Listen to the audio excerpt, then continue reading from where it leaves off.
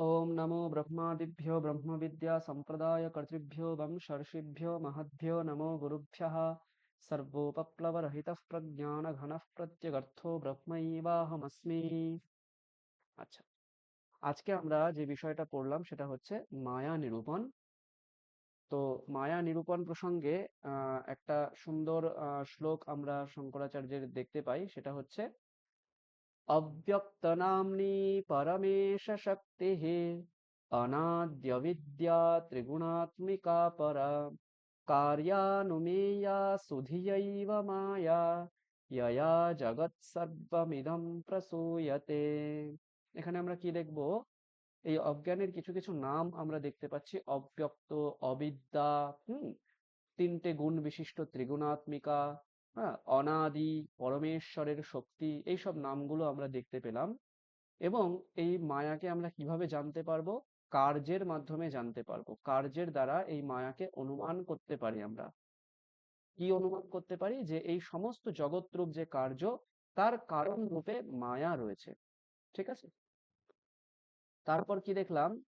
এই যে ত্রিগুণাত্মিকা মায়া বলছি আমরা, এই মায়ার একটা আলাদা অন্য নাম আছে, সেটা হচ্ছে অনির্বচনীয় মায়া।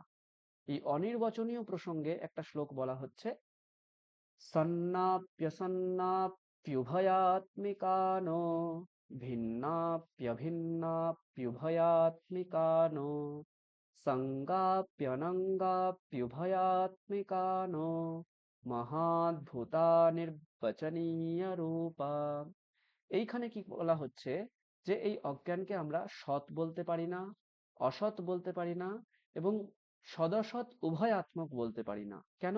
সৎ সেটাই হয় যে বস্তুটা ত্রিকালের অবাধিত, অর্থাৎ ভূত ভবিষ্যৎ বর্তমান তিনটে কাল দ্বারা যেটি অবাধিত, সেটি হচ্ছে ব্রহ্ম বা আত্মা। বাকি সমস্ত কিছুই ত্রিকালের দ্বারা বাধিত, শুধুমাত্র আত্মা অবাধিত। অসৎ কোন বস্তু হয়? যেমন শশশৃঙ্গ, খপুষ্প, বন্ধ্যাপুত্র, এই অলীক পদার্থগুলোকে আমরা অসৎ বলি। তো অজ্ঞানকে আমরা সৎ বলতে পারি না, কারণ ব্রহ্ম জ্ঞান হয়ে গেলে অজ্ঞান বাধিত হয়ে যায়। সেই কারণে ত্রিকালাবাধিত রূপ যে সৎ, সেটা কিন্তু আত্মাতে, এই অজ্ঞানে নেই। আমরা অজ্ঞানকে অসৎও বলতে পারি না, তার কারণ হচ্ছে বন্ধ্যাপুত্র যেমন কোনো কালেই ছিল না, অজ্ঞান কিন্তু বর্তমানে আমরা চারপাশে জগৎ রূপে দেখতে পাচ্ছি। সুতরাং এটা অলীক পদার্থ আমরা বলতে পারি না, সেই কারণে এটা অসৎও নয়। তাহলে যদি কেউ প্রশ্ন করে যে সৎ অসৎ উভয়াত্মক, তখন উত্তর দিতে হবে না, অজ্ঞান সৎও না, মানে উভয়াত্মক বিষয় একই বস্তু হতে পারে না।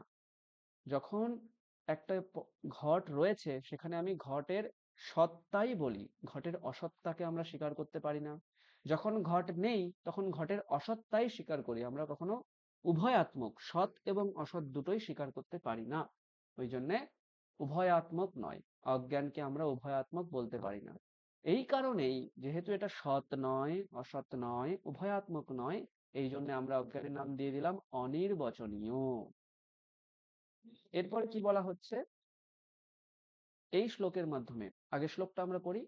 শুদ্ধাদ্বয় ব্রহ্ম বিবোধনাস্যা সর্পভ্রমোরজ্জু বিবেকতো যথা রজস্তমস্তত্ত্বমিতি প্রসিদ্ধা গুণাস্তদীয়াঃ প্রথিতৈঃ স্বকার্যৈঃ।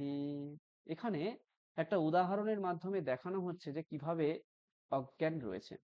যেমন দূরস্থ কোনো একজন মানুষ রজ্জুকে দেখে সেখানে সর্পরূপ ভ্রান্ত জ্ঞান তার হয়, ঠিক সেই রকম ভাবে আমরা মায়া থাকার কারণে ব্রহ্মকে ব্রহ্মরূপে দেখতে পাই না, ব্রহ্মকে জগৎ রূপে দেখতে পাচ্ছি।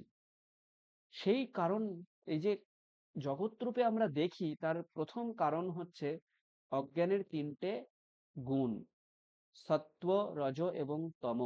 এই ত্রিগুণাত্মিকা যে অজ্ঞান, তার এই তিনটে গুণের মাধ্যমেই অজ্ঞান জগৎ রূপে, স্বকার্য রূপে বর্তমান আমাদের চারপাশে। তাহলে এই তিনটে গুণ সম্পর্কেও আমাদের সংক্ষেপে জেনে নেওয়া প্রয়োজন। প্রথম আমরা রজোগুণ সম্পর্কে জানবো।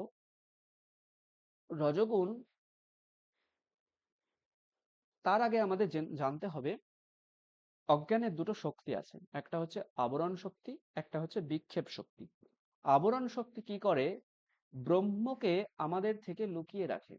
যেমন অনেক অনেক বড় এই সূর্যকে সামান্যতম মেঘ আমাদের চোখ থেকে লুকিয়ে রাখে, ঠিক সেই রকম এই মায়া, এই বিশাল বড় এই ব্রহ্মাণ্ডের মধ্যে একমাত্র যে সত্য বস্তু ব্রহ্ম থাকে, সেই ব্রহ্মকে আমাদের থেকে লুকিয়ে রাখে এবং লুকিয়ে সেখানে জগৎ রূপ একটা কল্পিত বস্তু সৃষ্টি করে, সেটা হচ্ছে বিক্ষেপ শক্তি। এইভাবে বলা হচ্ছে যে এই বিক্ষেপ শক্তি দ্বারাই এই জগৎ সৃষ্টি হয়। সেই প্রসঙ্গে একটা শ্লোক বলা হচ্ছে, विक्षेप शक्ति रजसः क्रियात्मिका यतः प्रवृत्तिः प्रसृता पुराणी रागादयोऽस्याः प्रभवन्ति नित्यं दुःखादयो ये मनसो विकाराः। হুম, এখানে রজগুণের কিছু ধর্মের কথা বলছে। কি কি ধর্ম? রাগ প্রভৃতি, দুঃখ প্রভৃতি, মনের বিকার সমস্তটাই হচ্ছে রজগুণের ধর্ম। সেগুলো কি কি?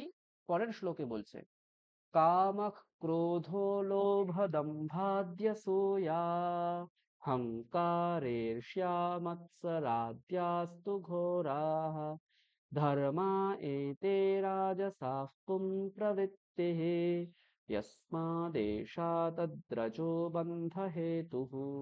এখানে কাম, ক্রোধ, লোভ, দম্ভ, অসূয়া, অভিমান, ঈর্ষা এবং মৎসর, এইগুলোকে রজগুণের ধর্ম বলছে।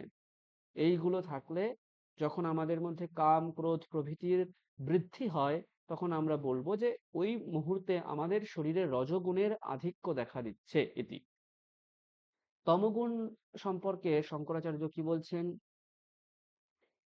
পরের শ্লোক আমরা দেখি, एषा वृत्तिर्नाम तमोगुणस्य शक्तिर्यया वस्त्ववभासतेऽन्यथा सैषा निदानं पुरुषस्य संसृतेः विक्षेपशक्तेः प्रसरस्य हेतुः। এখানে কি করা হলো? এই যে আবৃত্তি মানে আবরণ শক্তি, এই যে আবরণ শক্তির মাধ্যমে ব্রহ্মকে আবৃত করে সেখানে জগৎ প্রতিভাসিত হলো, এটা এই তমগুণের দ্বারাই হলো, এরকম বলা হচ্ছে এখানে। যে এই তমগুণের যে আবরণ শক্তি রয়েছে, সেই আবরণ শক্তির দ্বারা বস্তু মানে ব্রহ্ম অন্যথা মানে হচ্ছে জগৎ রূপে অবভাসতে মানে যেন প্রতীত হচ্ছে।